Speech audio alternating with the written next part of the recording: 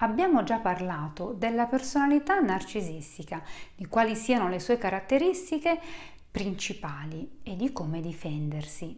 Ciao, sono Patrizia Pietropaolo e oggi vorrei parlarti invece di quali siano le persone che più facilmente intrecciano relazioni con un o una narcisista, diventando così alla fine dei bersagli, delle vittime.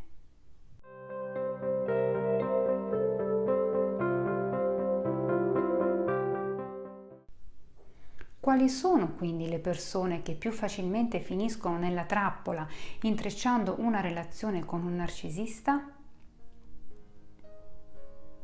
Innanzitutto i soggetti fortemente empatici e sensibili.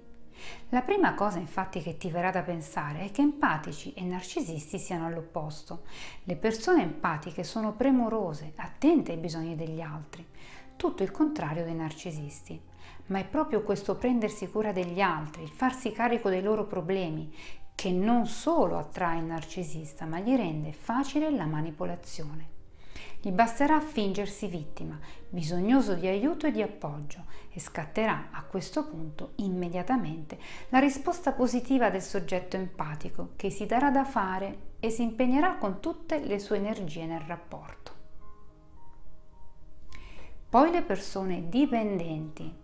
Un soggetto dipendente viene infatti fatalmente attratto dal narcisista che gli offre la sicurezza di cui ha bisogno. Da una parte così abbiamo il dipendente che cede il suo potere in cambio della sicurezza, dall'altra abbiamo il narcisista che ambisce proprio al potere. Sembrerebbe il connubio perfetto, ognuno infatti nutre il suo disturbo con soddisfazione reciproca, per quanto malata. Ma come avviene sempre nelle relazioni basate su presupposti sbagliati, la luna di miele finisce quando la persona dipendente comincia a sentirsi usata e non apprezzata realmente. Insomma, alla fine anche una persona dipendente se ne accorge. Poi un narcisista può attrarre anche un altro narcisista.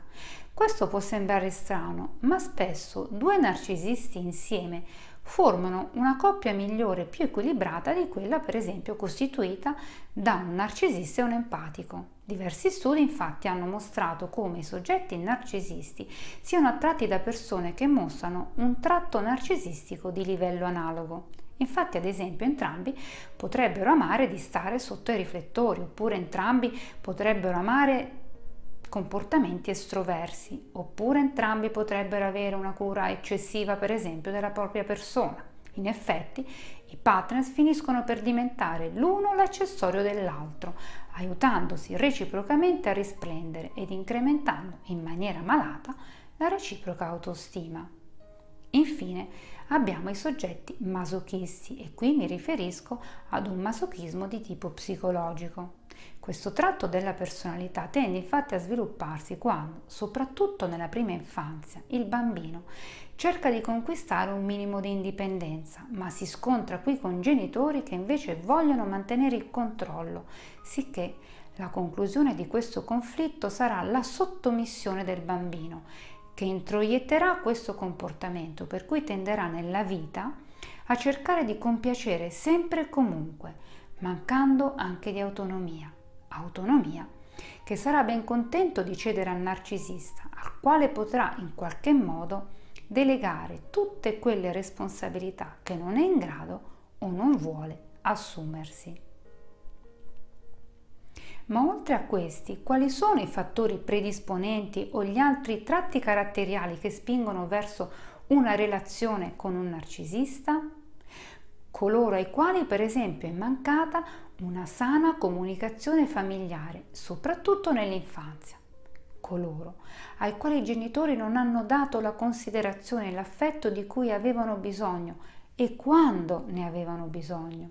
In questi casi avremo un adulto che non saprà bene destreggiarsi nelle avversità e finirà per essere preda delle attenzioni che il soggetto narcisista gli riserva e che almeno all'inizio colmeranno le sue carenze affettive.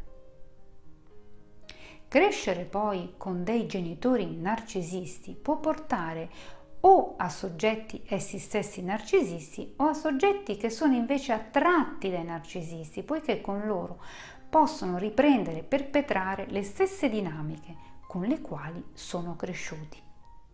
La mancanza poi di fiducia in se stessi, infine, è un'altra caratteristica che spinge verso la relazione con un narcisista che, almeno a parole, soprattutto all'inizio della relazione, farà sentire la persona importante e desiderabile, manipolandola e aumentandone falsamente l'autostima.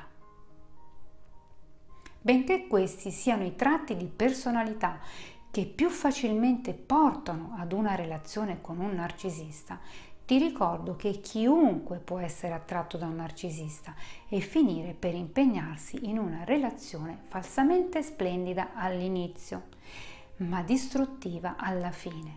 Per cui, soprattutto quando stai per impegnarti in una nuova relazione, fai attenzione ai segnali di allarme che possono indicarti che la splendida persona che hai davanti non è magari così splendida, ma è semplicemente una persona narcisista.